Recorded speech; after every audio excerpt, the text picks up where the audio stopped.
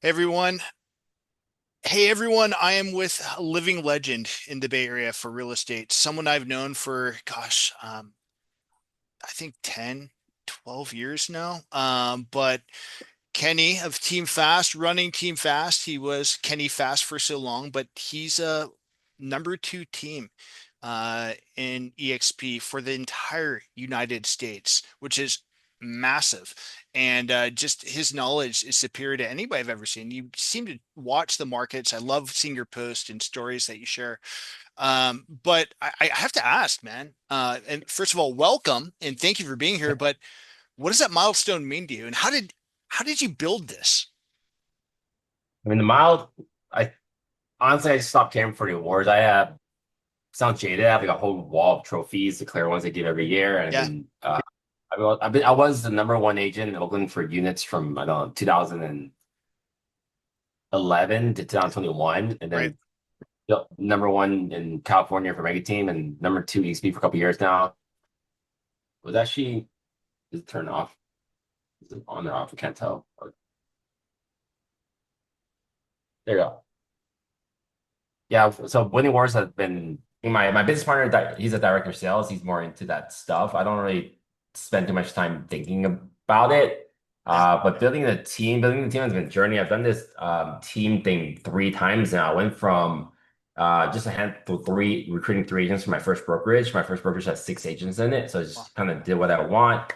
My boss, my broker there was big in REOs, like listing 100 homes a year. So I got to kind of see the back end of that stuff. Second team was mostly mentoring and online leads. And this third one, like I decided to like I need to run my own team where I literally take charge, I'm in control. Most teams don't work well because they just kind of want to gather a group of people together and like, hey, let's go sell some real estate under the same brand. But like here you actually have to like I found the most success through actually keep taking control, delegating, holding people accountable and such.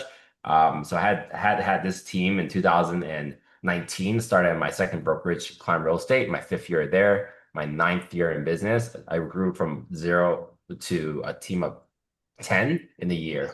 I love that. The following year, COVID striked, started came this brokerage EXP. I went from 11 agents in January to 17 in June to 110 the following January. So it Yeah. completely just like, yeah, added 100 agents to my team within the year. And next year, 220, 330. And all of it was organic. There's no bonuses paid. There's no like special deals. It was all like social media, and people just want to be a part of the culture and community that we grew.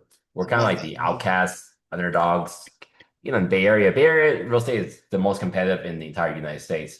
Yeah. Like maybe definitely the most expensive, top five most expensive. So I mean, it's on par with like Beverly Hills, SoCal, or New York. So you have to like this is like Super Bowl real estate. You have the Yeah. smartest people here, the richest people, savviest tech and all that. So to be and then the brands here are all like really good. Yeah. You have your, I don't know, Compass, Christie's, agency, boutiques by size. So like we had to find our place in the market where we're kind of like the niche gritty, uh, new kids on the block. I love it, man. I mean, because Climb was like that too. I remember when Climb started, Yeah.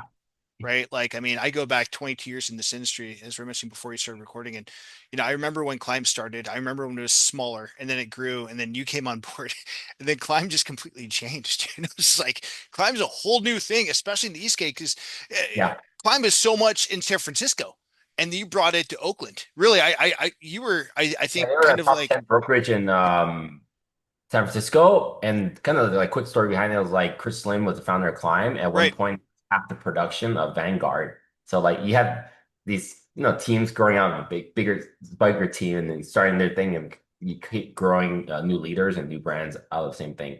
So what did you learn though from that when you built Team Fast on EXP? Was it just kind of doing what you're already doing at climbing, bringing it over then, or was there something that like like we're going to create it a little bit different, kind of make a little bit more of a mosh pit here and make it just more aggressive? Because I mean, what you're doing, We took on like the freedom of branding, a little tech. I mean, before, like now, every company has access to the same tech tools, whether it's a CRM or like, I mean, like today, like Canva was revolutionary for realtors I remember. 8 years ago. Now, like, Anywhere and KW have adopted it. So, but Climb's thing was like they homegrown a lot of the top producers. They were Yeah, like the boutique. They didn't have proprietary software. If you were on the Coal Banker platform or BXG or Compass or Sotheby, they have their own like dashboard and all your stuff. But Yeah. Client like had their own labs. We adopted a lot of external tools. We built our own branding from the ground up. The agents were kind of just savvier and newer. So when it came over to, and then at Climb, I was part of the leadership team, Right. but I was the only person on the leadership team that was not an employee of Climb. When I Mm, joined Climb, I think they had around 60-ish agents. Like right. I'm just gonna throw a number, maybe I was like number 65 because Yeah. when we looked at the roster, Yeah. they had a room in Jack London, literally a room like 200 feet. They didn't have a full an off actual office. Yeah. There was like a handful of agents that are doing both sides of the bay. I was the very first agent joining Climb that was strictly East Bay. And during my time with them, I had 5 years with them. I actually recruited over, I had a spreadsheet. I recruited about 70 agents to the company.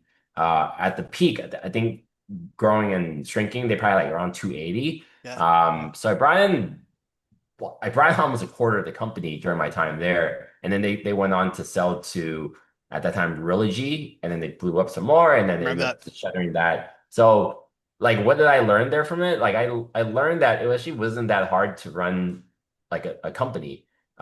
You have like so my company right now has 4 people in leadership. I'm one of them.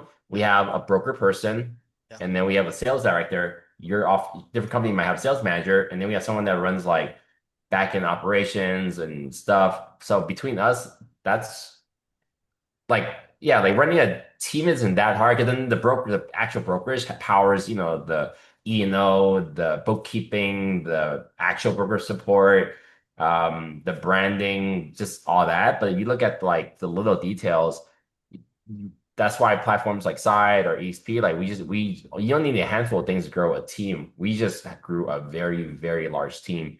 And Yeah. at that point, when we were growing this team, when I had a team of 10, I had one of the largest teams in the entire Bay Area. But now over time, teams have gotten much larger, and most teams at certain boutiques are like teams of 8 to 20 is pretty normal. Yeah. And you hear that through Tom Ferry. Success Summit is next week, by the way. Yeah, teams, the hundreds and new like 10. Wow. Well, I mean, the fast agent brand is everywhere. I remember bus benches, social hashtags. Yeah, I mean, in my opinion, even culture. So, Yeah. how intentional was that branding from the start? And obviously, I think it probably did, right? But what role has it played in scaling your team? The just really the whole fast agent, you know, So I started my idea. fast food brand in 2011, I think. Okay. So I had that brand all the way to like 2019, and then the hashtag fast agent was my brand. I've always been into branding. I've talked about this like a lot of times. Like I don't like promoting myself. It sounds counterproductive. Yeah. Back when I had like a blog, I had a really popular blog in high school. It was LL, he just said. And then I made like MySpace. My MySpace was tricked out and it didn't have my face on it. It was black, red, and white. Yeah. Like I went on Facebook. I before they let you put any name you want. So I was a big Kanye West fan, like huge early on stuff, not Yeah. like recent. Um, but yeah, not recent in the last like 5, 6, 7 years. I loved his stuff back then. And Yeah. also I was like, instead of Kanye West, I was Kenny East. So like I had my Facebook there, you couldn't find a picture of me. So like over time, I just really branded myself. People knew who I was. So it was never about like my face and be Kenny. So the fast agent brand was a thing that was able to draw a lot of attention online and Yeah. offline to get people on online. And as I was growing my team, I was like, what should I call my team? Then if I'm a fast agent, maybe I should just call it hashtag team fast. And then one point I was trying to build a company, I was like, well, fast before. So when it came to EXP in January, uh, hashtag Team Fast existed for a year already. But then when I filed the DBA in April, I wasn't even sure I want to call it Fast Real Estate because fast, the word fast has a like is aligned with kind of cheap or easy. But like people actually want fast, like your Ubers and your Lyft and your immediate gratification, a push button. They want. So I was like, you know what, this brand could work, and we decided like let's roll out this DBA company called Fast Real Estate. Super timely, in my opinion, because you're right. Instant gratification. When I was growing up, not to date me, but I'm 45. We go to the library, we go to the bookstore, Crown Books at the mall, or Walden Books, or whatever. Right? Like, Yeah. I mean, everything was slower. And today, it is instant gratification. You want a book? Download it on Kindle. I mean, it's there like Yeah. that. Or overnight it. It'll be there sometime same day, if not next morning at 4 a.m. Yeah. Right? It's incredible. So I guess the question then is with 200 plus agents, which is insane, by the way, and congratulations. How do you make sure the marketing power of Team Fast just stays consistent across so many That's the markets that thing. you're in? We're not really that consistent. So we've done two rebrands, like the look, the style we have. Like our main colors are black, red, and white, but we've actually been adding to our marketing like more green and purple and yellow. We really try to have more color in our stuff. Yeah. And then you look at our top, and then like at our peak in 2000, was it 2025 now? In 2022, in May and June, we actually had 374 agents. And then when we did a big cleanse, we dropped 99 team members in 2 months. Wow. So, and then in the last 2 years, we haven't. So like it's right now watching this is August 2025, Yeah. but since like January 2023, we didn't surpass 200 agents, like 202. So like right now we're cracking 200 for the first time in over 2.5 years. Wow. With that said, like our branding is really odd to explain. I don't see fast real estate as a B2C brand. I don't see clients and sellers and buyers reaching out to I need to talk to a fast real estate agent. Not the way they want what because our company doesn't do a lot of marketing to the consumer. Not like a Sotheby's or a agency, they have some alignment with luxury. Right. And then you have a lot of boutiques locally in the Bay Area that has like more hyper local. Yeah. Fast Real Estate has always been an agent brand. So like a lot of people don't even know that the agents on our team are aligned with us unless you like you're deep in it. And it's not on the marketing materials, it's not on the physical materials or digital.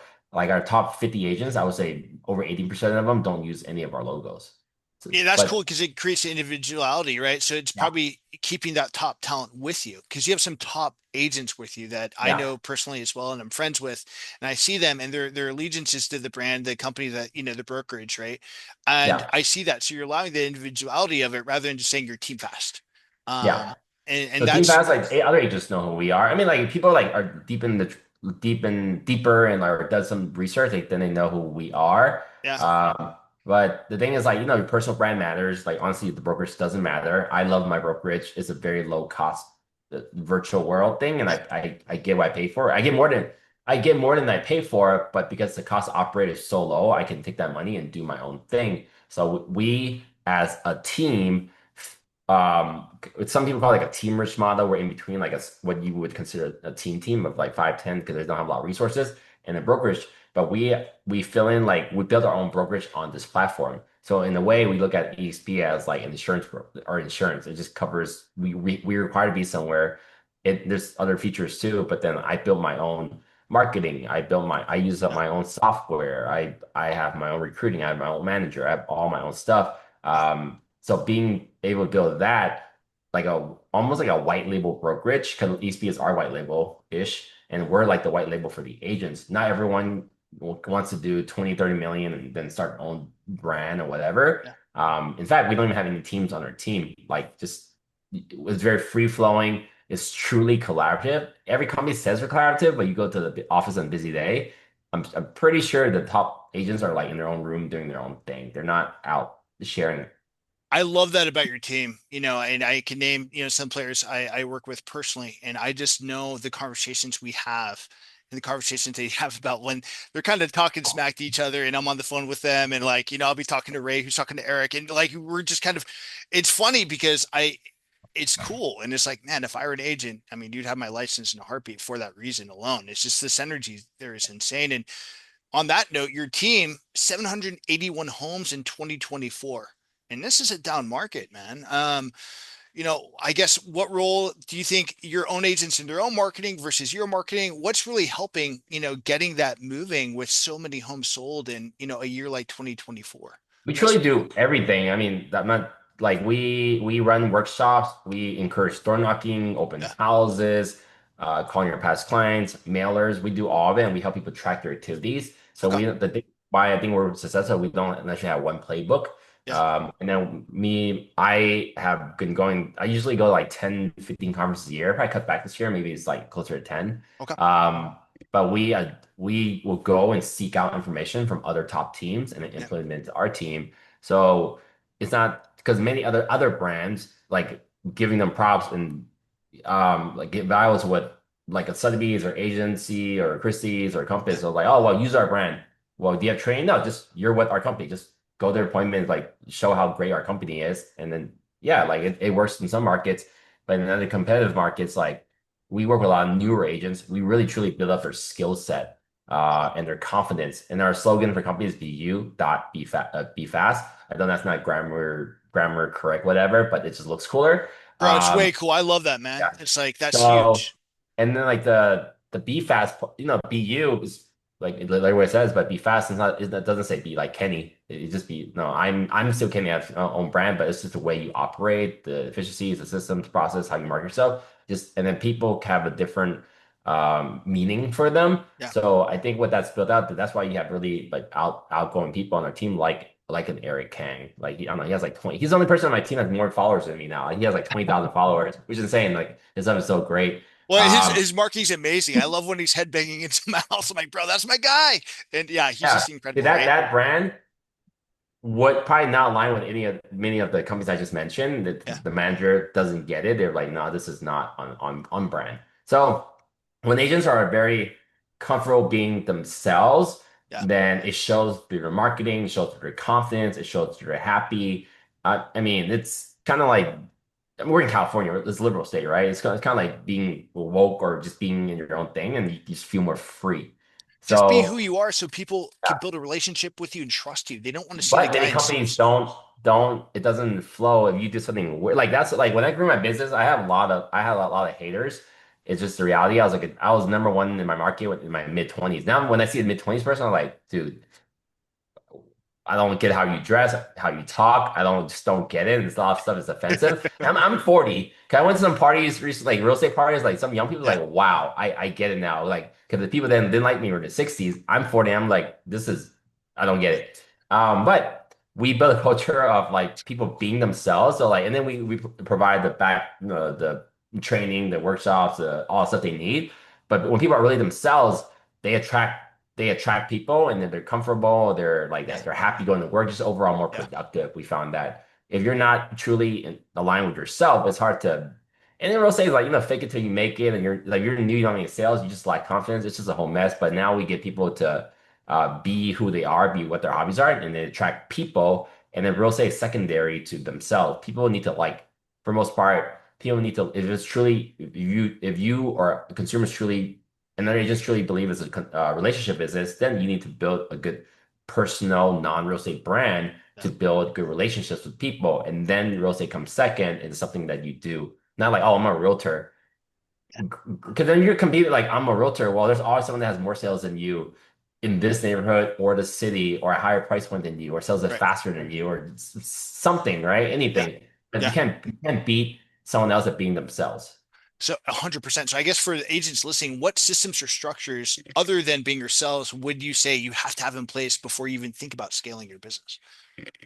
You need to like really understand what's your strengths are in prospecting for business. Yeah. I'm terrible at open houses. I rarely get buyers from open houses throughout my whole career, but I get a lot of sellers because I'm just more data driven. I talk about the property, like the neighborhood more. Yeah. Maybe open house is not your thing, then maybe social media is. If social media isn't your thing, then maybe you go more networking events. I don't know whether that's like I'm trying really hard to get in the bike clubs right now. Yeah. I've been biking 15, 20 hours a week because I know that people are wealthy there Yeah. and they have a lot of time. So that's my goal right now to get into those. But like, yeah, maybe your kids thing, Right. you coach soccer games, baseball games, maybe a run club or nursery, or I don't know, go drink wine with people or go play trivia games, whatever. Like you gotta Yeah. find your thing. Yeah. It's just like if you're not this rare, I'll say like maybe 10%. They just really just have no chance. Like I agree. It's funny I because it's you funny. I can like agree dude, you because do not yeah. have people skills, Yeah. and then It's you're not like, that smart. You yeah. can Yeah. But you got yeah to talk to people because I've done Brazilian Jiu-Jitsu. Brazilian Jiu-Jitsu in that community yeah throughout the Bay Area has been incredible, right? yeah. It's close knit community. Like I know my one agent on our team, Peter Lee, is big in jiu-jitsu, and he Yeah. has a lot of contacts there. And his best friend runs a bar, and he's there all the time. They meet people there too. So yeah, find something, whether it's drinking or not drinking events, like. Yeah. But I find that as an agent, because the most successful agents, statistically, are high I's, so Yeah. you're more extroverted. Yeah. Like being smart doesn't necessarily help you do more business. I know a lot of not that smart or savvy agents, they do a ton of business because people like them. That Yeah. is so when I meet people that are like very talkative and they can hone in that skill, that's will trump all like data and all that. But then you want to scale a business, then you need to like know how to hone it down, not be a people pleaser, and you need to organize your time a little better. And I see a lot of agents have that challenge that might never be that will very unlikely to be like a successful listing agent because they're just very talkative and they and then this is a general statement like most majority of people just hate confrontation. Yeah. People will ghost like look at the dating world, people will ghost you Yeah. in real life. Your clients will just ignore you versus like saying, hey, this is not for me. I'm working with someone else. They just Yeah. people don't like conflict at all. You're So right. like to talk to people just have trouble with that. I like conflict. I like hard things. I like being stressed out. I like a little bit of anxiety. I like the pressure. Um, yeah.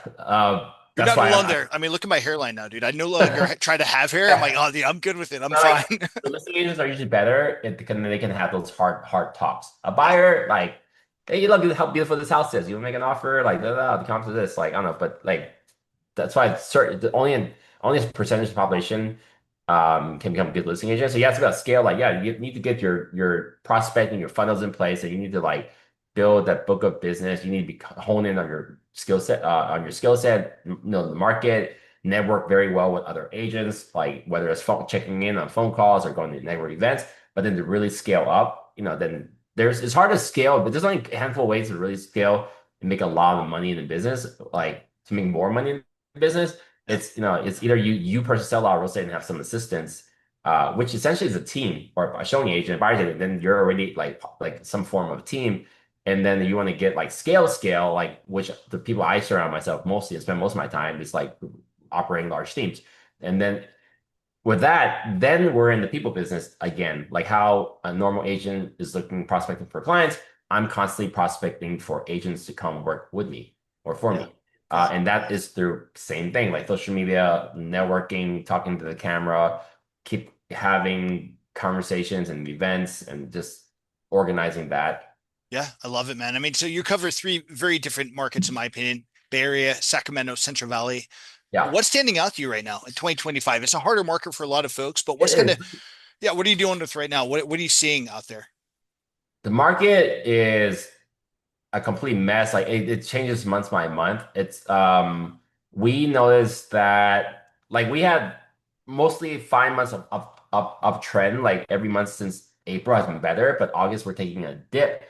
And then we looked at it. It's nationwide. Like reading information is weird because we're so hyper local and things are unique in the Bay Area. But Yeah. overall in the US, I think we had the worst July we've had in like 12 years for number of Wow. total sales. And Uh, then like I looked at the local report for homes sold in the Bay Area out of 20 cities, 10 had more sales happening this year than last year, and 10 had like roughly 10 had less. So and then it's all neighborhood specific. So the market is just it's hard to talk intelligently about it with a client. So I end up just sending them some of these like reports that I read. uh, But it's honestly all over the place. Sometimes some people, and it's hard to like gauge how the market is when you talk to certain agents because some agents, because they only do a handful of deals a year, like, oh, it's been super busy because they had one open house.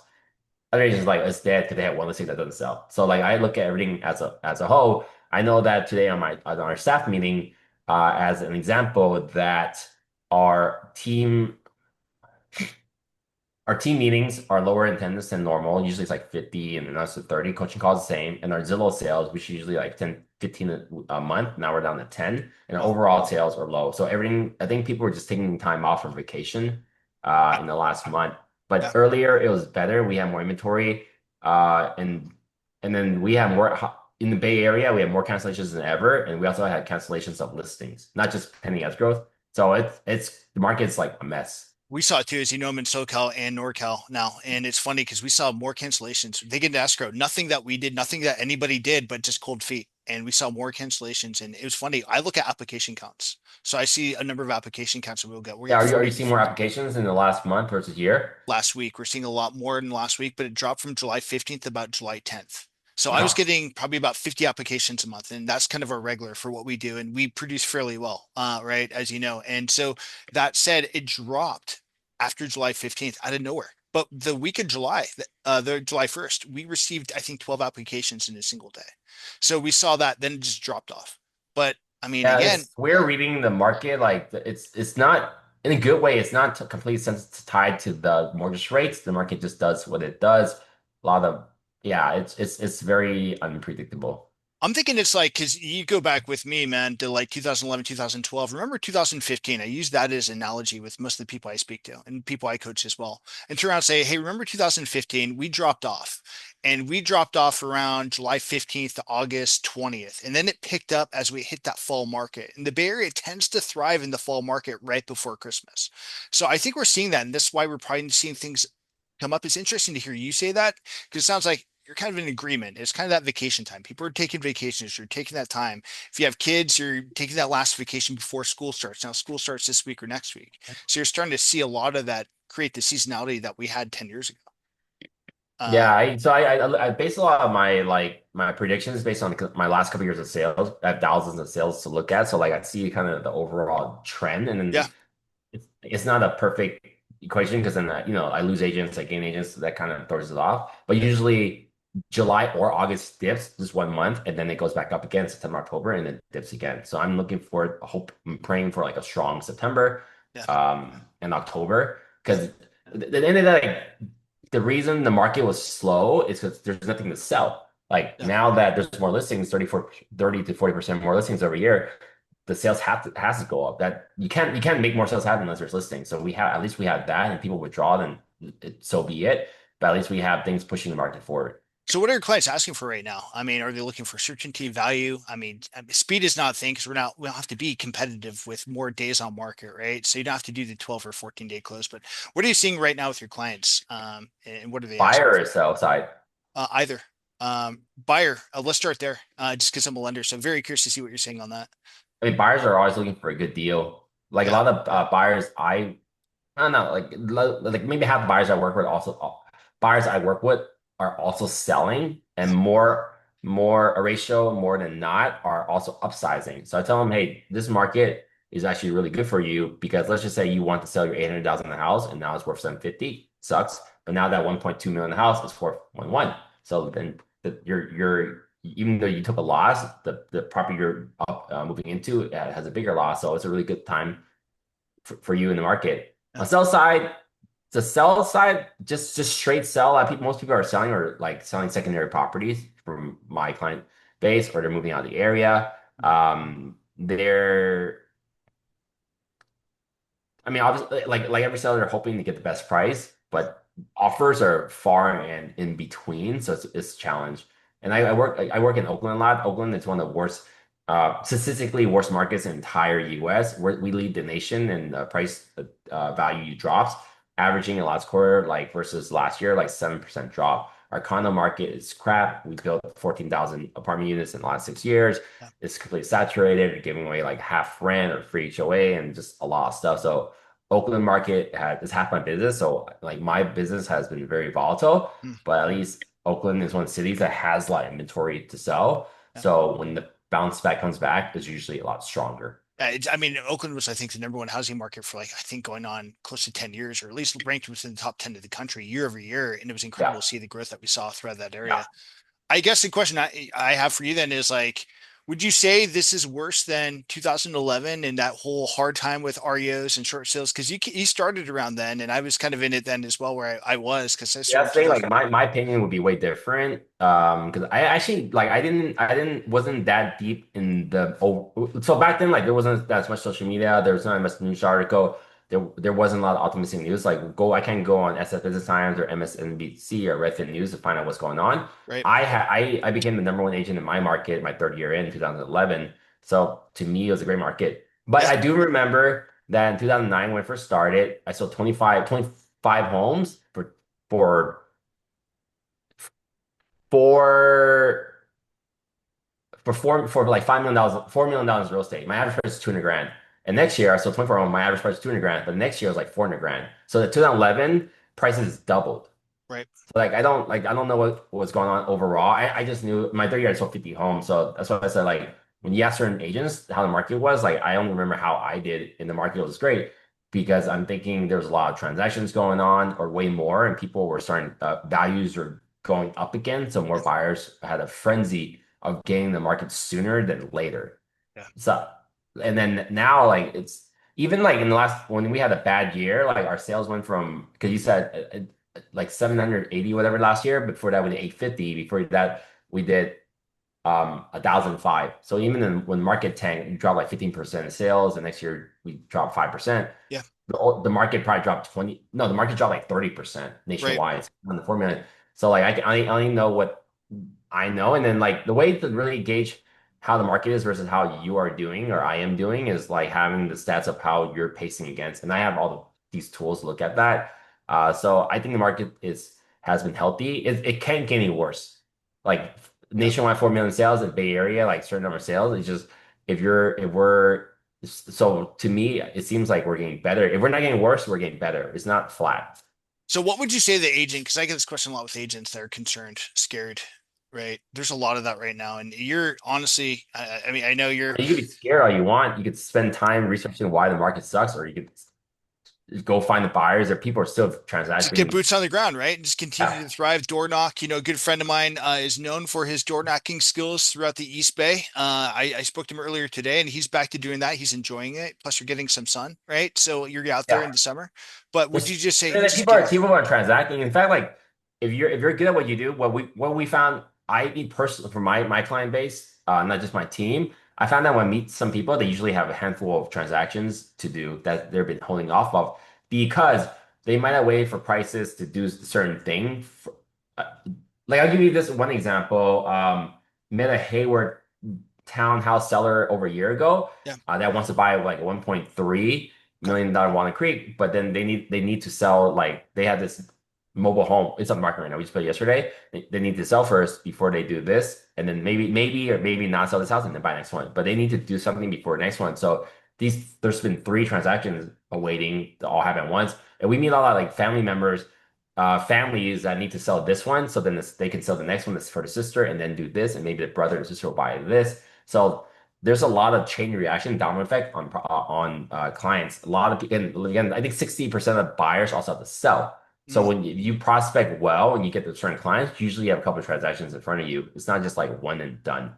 In a yeah. slow moving market at an average pace, yeah, but because we have this bottleneck and pent up seller demand and buying demand, waiting for rates, whatever. Like so, when you actually meet certain clients, you'd be surprised um how much potential there is for that relationship. Yeah. Awesome, man. Well, here's a question I have for you because you're probably one of the sharpest agents I've ever had a chance to know and consider even a friend at times, right? So at speed, energy, results. How do you stay sharp and motivated? How do you do what you do, man? Like, what do you do to keep yourself balanced? I don't have a lot of stress, maybe like stress out twice a year. I I bike a lot. Like I literally, so yeah, I came up 3 minutes before this call. Yeah. I bike like 15 hours a week. I've done like 5,000 miles this year. Like Nice. that's my thinking time. So like I spend a lot of time like researching the market and doing my deals. But when I'm out there, then I like reflect and think about stuff. Yeah. I take my meetings on the road too. So I play a lot of video games. Yeah. Unfortunately, Cool. yeah, Yeah. my PS5, I'm at home, like not doing anything or just chilling. I'm just playing a game. Nice, man. I go out, socialize quite a bit. I go to a lot of different events. Yeah. I've cut down my drinking a lot, but I still like have some beverage here and there. So I'm not like I don't have a lot of like I don't have kids. I have an amazing girlfriend. She has Yeah. a son. So like I don't have a lot of responsibilities Yeah. that one might have. So I make sure I fill in my time with things that bring me joy or make me smarter. Love it. I spend probably to me, it's fun. I make everything fun. Like networking conference is fun. I Yeah, man. add a day or two into the it, so it becomes a vacation. I spend a good like I don't know 6 to 8 hours a week reading AI now. I'm consumed. I have like 20 apps on my phone. I'm just using Grok, So DeepSeek, sick. and all that. So I'm constantly learning. I realize like I get really I get a lot of anxiety if I'm like in one place and not doing or learning something. So I've always been like that since I was very young. I I do love not have it. ADHD. I just like to be active. I don't have distraction problems or anything like Yeah. that. So I'm constantly like learning and bettering myself. That's awesome, man. I love it. And I think there's nothing better that you could do is, if you read any leadership book, you learn about the pillars, right? Emotional, physical, mental, right? And of course, the work Yeah. life. You have to make sure that you continue to nurture one to continue to grow or it dies. So that's huge. That's amazing, man. The Yeah, and question, then my team's super fun. Like realize like my team is kind of like a science project. Like I go learn something. I can like just to give you that like I things we do right now. We do like hustlers lunch to give credit to the team. Like yeah, we use our event space, and then a lot of agents use it for like baby showers and birthdays and stuff to So get people awesome. in the door. So for workshops, like every time I get a good idea, like a lot of these ideas from other agents, like well, it's not something I would do for who I am in my business, but that sounds like a great idea for an agent on my team. So how do we bring that? So like having the team, running this team is really fun because we're constantly building something and we're tweaking things like every project works because everything I bring into the table is not going to impact or works for 200 agents. You know, this might work for 10 people. So like that keeps me really sharp and having a lot of fun. Yeah. I get to try things out with the people on my team. It's awesome, man. I love the fact you're posting non-alcoholic beverages too, man. And I don't drink much at all anymore either. I'm 45 with Great. a 1 and 3 year old, so it's Yeah. hard because you all wake up hangover and you're Yeah, yeah. crying babies like, oh. But yeah, it's funny. But yeah, you're posting some of the stuff I found as well. I'll probably send you some that I've enjoyed because I mean it's funny because it's cool to have a drink, sure, on occasion, but it slows you down, especially if you're doing as much cardio as you're doing. And you just Yeah. don't feel you're not mentally clicking. I mean, the best cure for a hangover is being under the age of 25. And Yeah. as you're mentioning There's them, some tricks. Whoever listening to this, like, there's some like tricks. You take your hangover pills, but Z Biotics is this hack I bought. This little canisters. yeah, It kills the lactate that builds up in the liver, so you don't even get like as whatever. But like, yeah, I take care. I if I'm gonna be drinking, I have a whole formula of things to do. So, yeah. so I'm still good in the morning. I remember back in the day, I mean, to date me, the Sound Factory in San Francisco, going there, drinking way more than I probably should, and Yeah, coming home thinking you could just pound a Gatorade and be fine the next day. But again, I was like no, 20, that doesn't work right? anymore. Like, but that's funny, man. So, a question for you is the next, I guess, the biggest growth that you're seeing in the next 2 to 3 years. What are you looking at? I mean, you're always looking at the next thing. You're someone I It's admire, like but is there AI anything that, stuff, not like a loose term we use. We as a company use a ton of AI for like our meeting slides, our digital marketing, our video yeah, marketing. We drop really cool videos all the time. And then like a couple of projects I'm working on right now that I'm excited that I can't crank out yet is like we built this new dashboard where you put an article in and then it'll kick it's we built it on Lovable. It's a vibe coding app thing. So okay, my director of media spent like 40, 50 hours last week building it. You put an article and then it'll kick out like the copy you should, it'll give you the script you should use, the copy you should write in the reels, the call to action, the bullet points, all that. So I'm trying to like automate that into the news for my team. I'm using a new tool called Recall. I just signed up for it for a year where you create an internal brain. You know how like DeepSeek, ChatGPT and all this, yeah, like it's like a learning module, it has the internet in it. But Recall is this cool new tool where you put your articles in it or YouTube's and PDFs or whatever. So then when you ask questions, it references that only. So I launched it. I've been working on it for a couple weeks now, but I signed up for it because I maxed out the thing last week. So now like articles specific to longevity. Like I'm cardio. I have a 52 VO2 max. I'm trying to get to 60 by the year, which would be top 10% right now, but I want to get top 1%.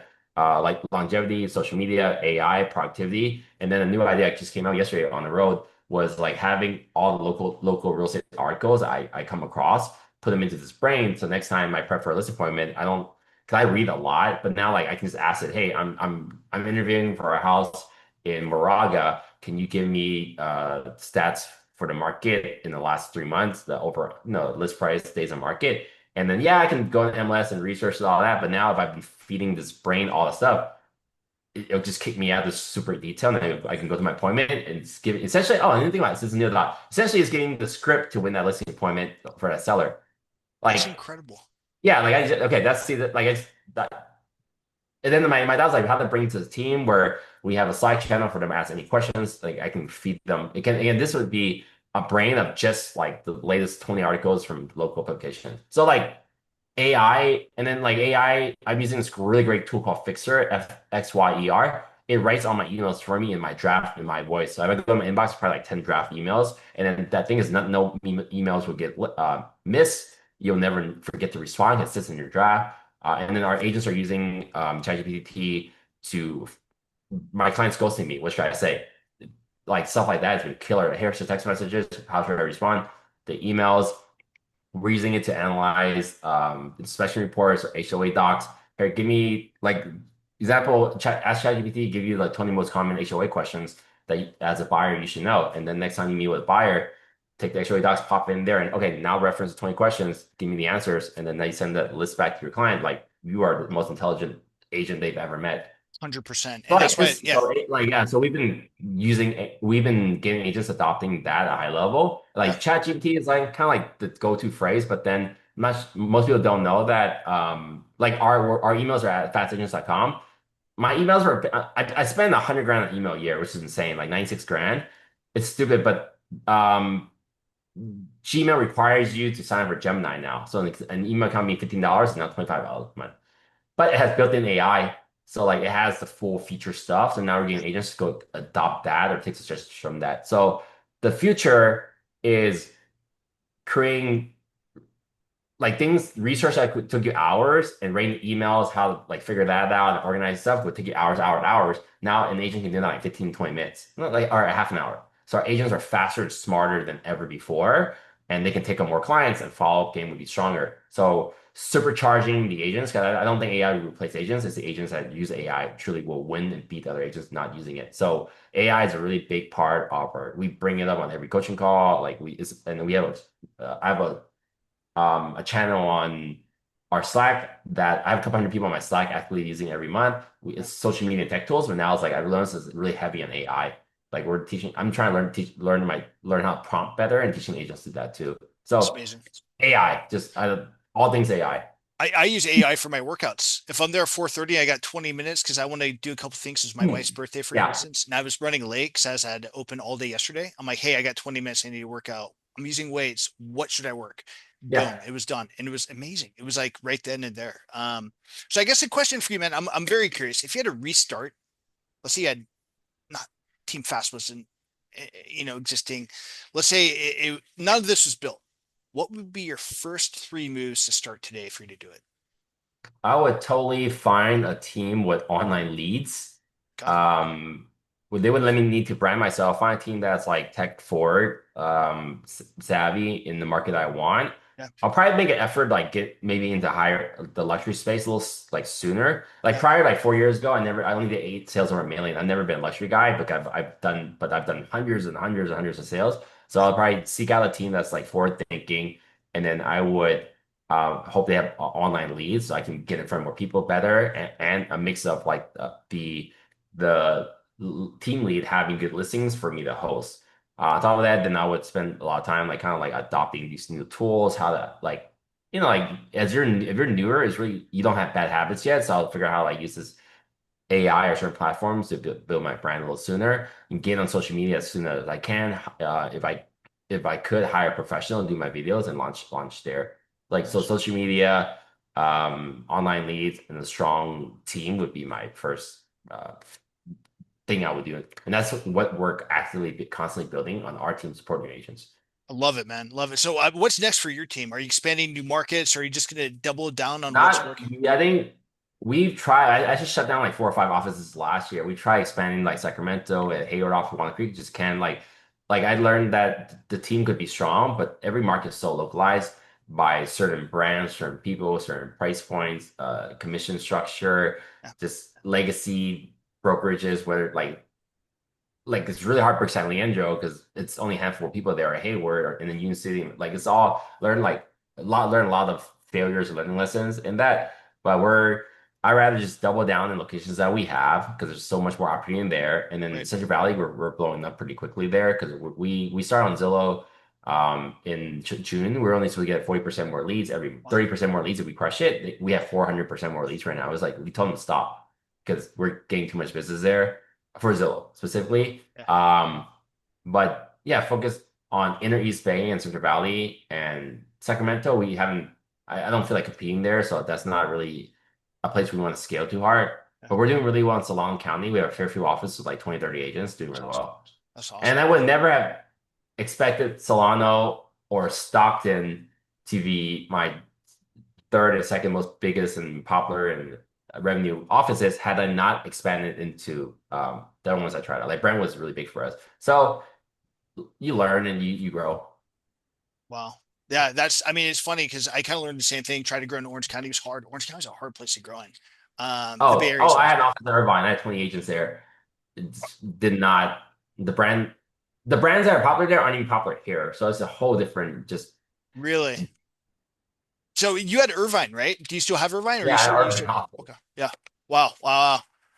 I think, yeah, so I think doubling down of what you're doing, just makes sense. And yeah, Central Valley, like you said, Brentwood, that area is just blowing up because In it's reality, it's affordability. just like agents just aren't as savvy because it all boils down to price point. The Yeah, education of the agents aren't as great as older crowd. They aren't savvy, not tech forward. So I think we have a good opportunity there to grow our brand. But our brand does attract more newer, younger agents, and then the demographic there is older. So it's a very slow grind. It's not like come in, not like Oakland, come in and like recruit like crazy yeah, because there's similar people to myself. So every market has its own like personality, and it's going to be a challenge. But Central Valley is like a very large landscape.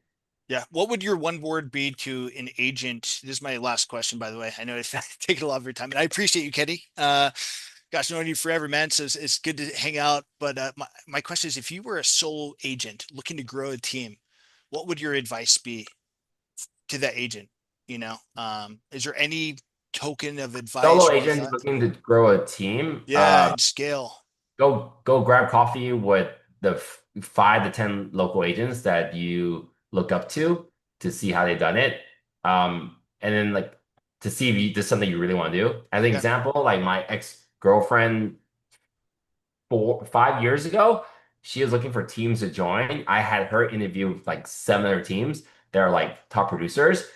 Every appointment she came out, it was like, dude, they're so unorganized. They don't use a shared CRM. They don't have like this. yeah, They don't have an assistant. They don't have yeah, a marketing team. yeah, Like a yeah. lot of these teams are just groups. So if you want to grow a team, like go uh, locally have coffee with them. But early on, what I've learned is modeling. Like find the type of team that you want to mimic. In my market, there was 2 people I looked up to. It took and within my 5 years, I surpassed no, by like 6 or 7 years, I surpassed their business. But I wanted to be a top listing agent with a local, very local team of producers. It's just like kind of like a mini brokerage, but now that's a thing. Back then it wasn't. So like I wanted to like have a mini brokerage within the company. Like this is over a decade ago. Yeah. But then maybe you want to be a luxury agent with 2 assistants. Maybe you want to be a top agent with a buyer's agent. Maybe you want to. I don't know who doesn't want to do listings. So I was like, I don't know. Maybe you want a couple of just maybe you only want to work with families and friends. Maybe you want to keep it small and intimate. Maybe you never want. Maybe you want to do it big, so you're not in the day to day. So I don't think people really understand how the team is a very broad term. It's like every brokerage is different, every team is different. Right. Dude, so many knowledge bombs here, Kenny. I can't thank you enough for taking the time, man. So thank you a ton. How does one get in touch with you these days? Is the gram the best way still? Yeah, Texting Instagram is you? probably the easiest way to reach me. Yeah, go to Instagram. So what can you, I'll drop it below this, but can you share your Uh, underscore fast. okay. If you're watching this, I don't care if you give me a follow, but I'd love for you to follow my team's page, the Fast Agents, Yeah. because it's I don't know. I know when again talking about like our Instagram page, if you look at it, there's not a single sale, there's not a single listing, there's not a single review.